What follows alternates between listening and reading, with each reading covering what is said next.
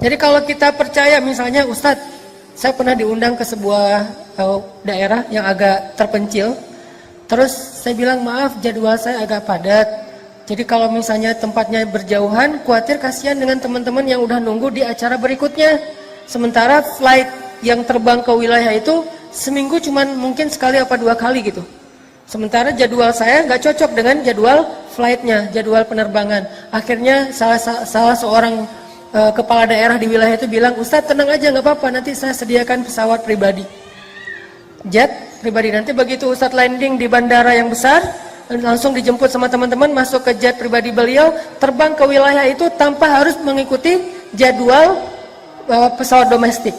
Nanti kalau udah beres langsung diantarkan lagi Ustadz, sehingga Ustadz sama sekali nggak perlu khawatir akan telat di acara berikutnya. Insya Allah aman Ustadz.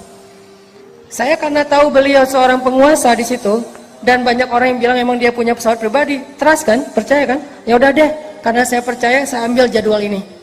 Tapi saya nggak bisa lama-lama ya, nggak apa-apa Ustadz, sebentar juga nggak apa-apa, nyapa aja teman-teman anak muda.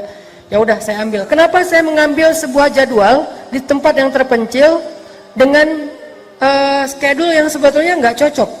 Karena saya percaya kepada yang ngundang, percaya kepada yang memfasilitasi. Apakah kita punya rasa percaya yang sama kepada yang memfasilitasi hidup kita di dunia?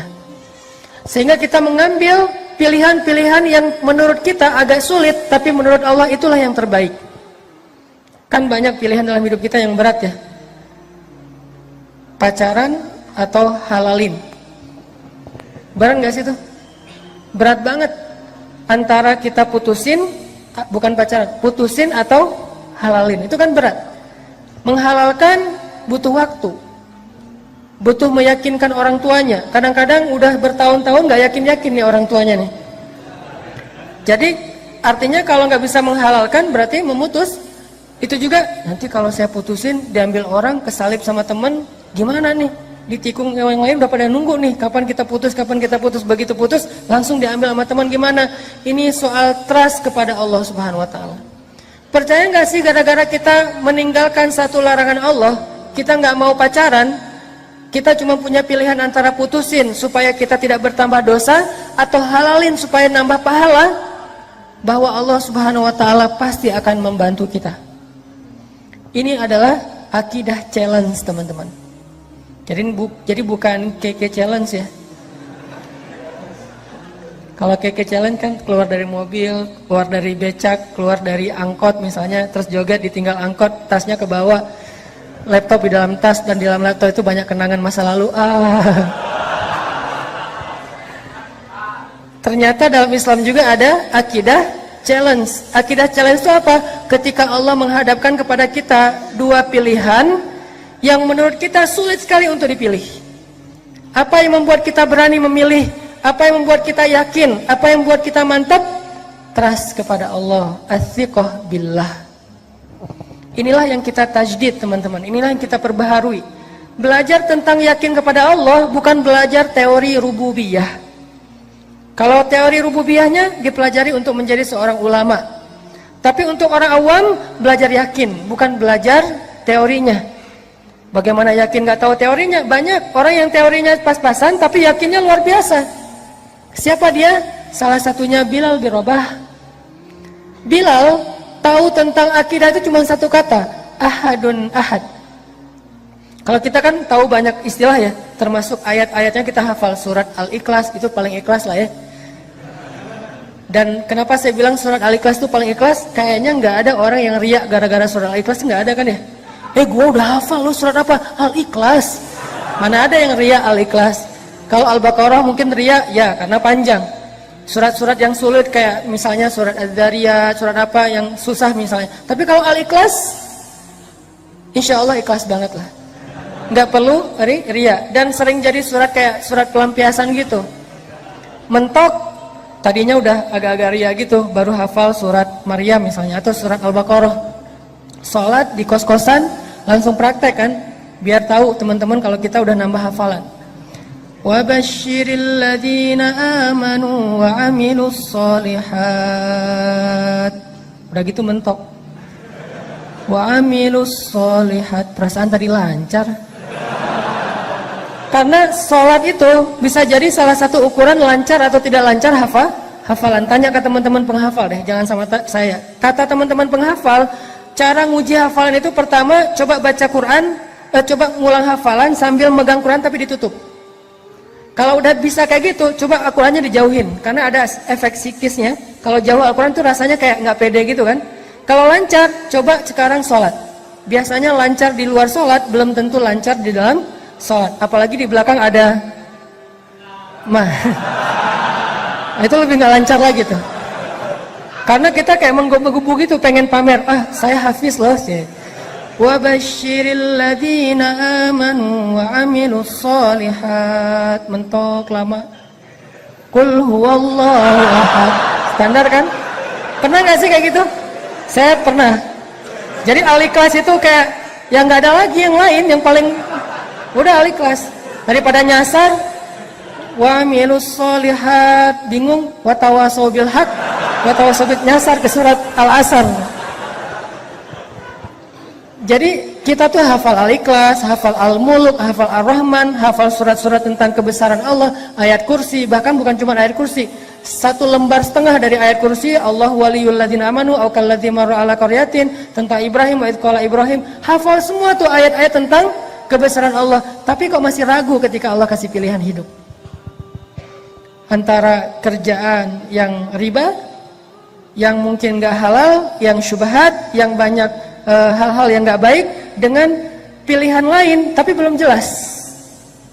Ini kan galau berat nih. Apa yang membuat kita berani ninggalin kerjaan yang udah buat kita mapan, kerjaan yang kita tuh di situ udah karirnya udah bagus, penghasilannya kita udah gede, tabungan kita udah banyak, akhirnya kita tinggalkan karena ada satu kata aja, syubhat, haram. Itu doang bikin kita astagfirullahaladzim, berarti saya nggak mau lagi deh. Walaupun kita yakin banget setiap bulan dapat gaji, dapat bonus, dan kita juga udah dapat kontrak di situ untuk sekian tahun. Nanti kalau kita pensiun juga dapat tunjangan kayak gitu-gitu. Kita tinggalkan, mengambil satu alternatif kerjaan lain yang belum jelas hasilnya. Dagang misalnya, bisnis misalnya, atau freelance misalnya, atau jadi outsourcing di tempat yang lain misalnya, atau apapun lah yang belum jelas. Apa yang membuat kita berani mengambil pilihan yang berat itu? Athiqah billah. Padahal ada orang yang hafalan Al-Qur'annya udah banyak tapi masih galau memilih pekerjaan ini. Ada banyak orang yang hafalannya udah bagus tapi untuk maafin orang lain itu susah. Padahal Allah bilang, kalau kamu memaafkan saudaramu, wal ya'fu wal yasfahu, ala tuhibbuna ay yaghfirallahu lakum? Maukah kamu jika Allah mengampuni semua dosa-dosamu? Jadi kalau kita maafin teman kita, Allah bakalan maafin semua dosa-dosa kita. Kenapa susah maafin orang lain? Mungkin kita nggak yakin-yakin amat bahwa memaafkan itu untung, bahwa memaafkan itu keren banget, bahwa memaafkan itu di-like banget sama Allah, bahwa memaafkan itu bakalan dapat banyak sekali kebaikan dari Allah. Kita nggak benar-benar yakin, walaupun lisan kita bilang benar sih. Kalau kita maafin orang, Allah akan ngampunin dosa kita. Tapi kata tapi inilah yang menandakan bahwa kita belum jujur mengatakan benar. Kita baca Al-Quran, selalu kita tutup dengan kalimat apa? Shadaqallahul azim. Itu kalimat tasdid, kalimat pembenaran, bukan kalimat penutup. Karena setelah baca Shadaqallahul azim masih boleh ngaji nggak? Lu kok baca lagi, kan tadi udah Shadaqallah. Emang nggak boleh. Bahkan kita boleh bilang Shadaqallahul azim setiap ayat. Alif Lam Mim, Allahu a'lam, kan? Karena ayatnya ayat yang tidak bisa ditafsirkan. Ya udah, Allah yang lebih tahu. Dzalikal kitabu la raiba fihi hudal lil muttaqin. Yang dengar sadaqallah, sadaqallah, sadaqallah. Alladzina yu'minuna bil ghaibi wa yuqimuna as-salata wa mimma razaqnahum yunfiqun. Sadaqallah, sadaqallah. Boleh nggak ngomong kayak gitu? Boleh, karena itu bagian dari tajawub terhadap Al-Quran. Itu etika membaca Al-Quran atau mendengar Al-Quran. Kita mentajawub, merespon. Kita bisa merespon dengan cara komen. Komennya apa? Jadi ada orang yang posting lagi baca Quran. Dalam analogi sosmed, dia lagi tilawah. Dia baca Qul huwallahu ahad, kita komen sadaqallah. Kita respon, like. kita repost, Masya Allah ya, Allah luar biasa ya, Allah maha kuasa, Allah segala macam. Kita ngerespon, itu namanya tajawub. Dari kata jawab, menjawab, merespon, atau aktif mendengarkan Al-Quran. Termasuk kita bilang, Sadaqallah, Sadaqallah, Sadaqallah, boleh. Jadi kalau ada orang yang dengerin kita tilawah terus dia bilang Sadaqallah, dia bukan lagi nyindir supaya kita cepat-cepat selesai. Kita baru baca Alif Lam Mim, Sadaqallah, lo gak senang denger bacaan gua? Jangan baper dulu, karena dia lagi tajawub. Dia lagi ngerespon ayat yang dia dengar. Nah, kadang ada orang yang mengatakan Sadaqallahul Azim, atau bahkan ditambah Sadaqallahul Aliyul Azim. Luar biasa kan kalimatnya? Tapi begitu ayatnya selesai dibaca, dia lupa dan bahkan dia tidak mampu mengamalkan ayat itu dalam hidupnya. Contoh, Ya ayyuhalladzina amanu la yaskharu qaumun min qaum asa an yakunu khairan minhum.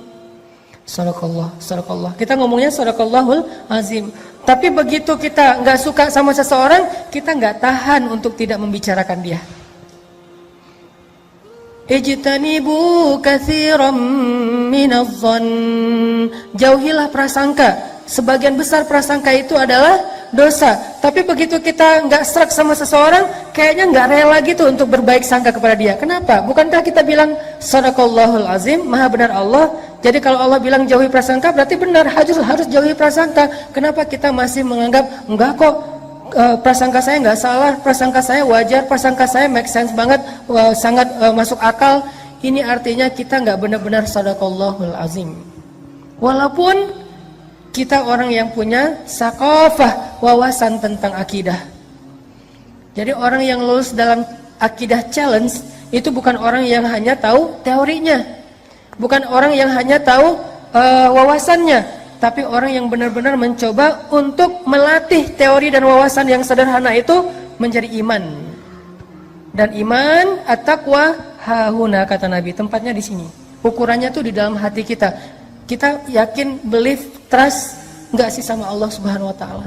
Ketika dikasih pilihan, disitulah ujian kita. Makanya orang kayak Bilal yang dia tahu tentang akidah cuman ahadun ahad. Ketika dia sholat ketahuan sama Umayyah bin Khalaf qadarullah, kemudian dia disiksa, malah ketika dia disiksa itu kayak live streaming kalau di zaman kita tuh. Live streaming di YouTube, live streaming di Instagram, semua orang pada nge-view. Viewernya itu banyak banget, sekota Mekah viewernya. Kenapa? Karena yang lagi live streaming itu Umayyah bin Khalaf, salah satu tokoh selebgram Mekah. Sehingga Umayyah bin Khalaf lagi live, pada viewer gitu kan banyak. Terus ada yang komen, sambil nge-view dia komen gini, kasihan ya gitu. Terus yang lain nanya, siapa yang kasihan? Umayyah atau Bilal? Yang lain jawab, Umayyah, bukan Bilal. Pertanyaannya, kenapa orang yang nge-view live streaming Bilal disiksa itu malah kasihannya kepada Umayyah bukan kepada Bilal? Kenapa? Karena ternyata yang terlihat kepayahan bukan Bilal tapi Umayyah. Bilal yang disiksa, tapi yang kelelahan, yang kepayahan, yang keringatnya itu udah segede-gede gitu ya, itu Umayyah bukan Bilal. Yang terlihat hampir mengeluh dan berputus asa adalah Umayyah bukan Bilal. Bilal malah tangguh. Sebelumnya Bilal tidak dikenal sebagai seorang laki-laki yang tangguh, hanya budak biasa. Tapi tiba-tiba dia menjadi seorang laki-laki yang kata orang Quraisy lebih tangguh daripada gunung Uhud. Kenapa? Ahadun ahad. Itulah yang menguatkan Bilal. Kata ahadun ahad.